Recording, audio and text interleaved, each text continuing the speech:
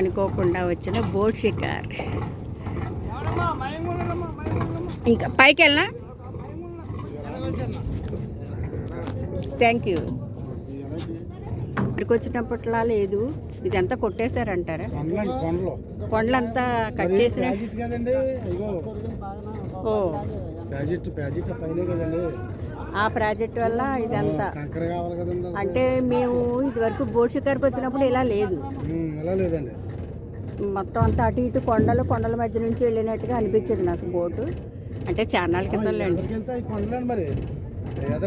అదేలేండి, అంటే టూర్ వచ్చినప్పుడు మాకు కనిపించినంత పరిజ్ఞానంతో చెప్తున్నాను నేను.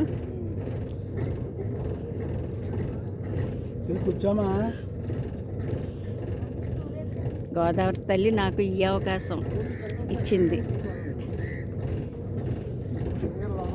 అలా సడన్గా బోట్ రావడం, నేను ఎక్కేయడం. దూరంగా కనిపించేది పోలవరం.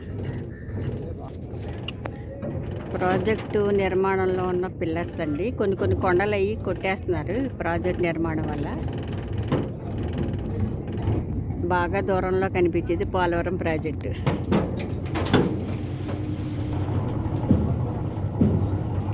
ఎగురుతున్న నా దేశపు జెండా.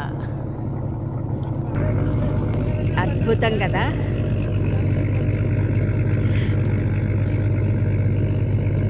గోదావరి చూసినప్పుడల్లా బోట్ షికార్ చేసేద్దామని చెప్పేసి మనసు లాగేస్తుంది.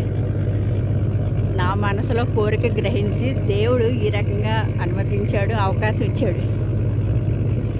నా కూడా వాళ్ళు ఇచ్చిన వాళ్ళు అందరినీ అడిగానండి, వెళ్దామా అని. ఎవరో రానన్నారు. నేను ఒంటరిగా వెళ్తున్నా బోటు మీద. బోట్ వాళ్ళందరూ ఆప్యాయంగా నుంచోండి మేడం గారు అని చెప్పి ఫస్ట్ నేను ఎదర నుంచొని సింగిల్గా, ఇంకా చెప్పాలంటే టైటానిక్ సినిమాలో హీరోయిన్లో నుంచి వెళ్తున్నానండి.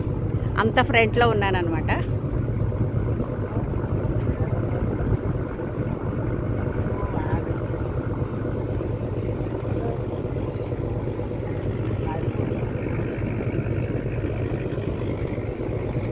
ఎర్ర నీరు రావడం వల్ల గోదావరి తల్లి చక్కగా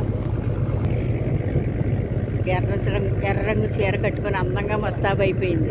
మనం శ్రావణ మాసంలో ముస్తాబు అవుతాం కదా, అమ్మ మనకంటే ముందే ముస్తాబు అయిపోయింది. ఈ ఎర్ర నీరు పోగానే మామూలుగా నీరు రంగు మారిపోద్దండి.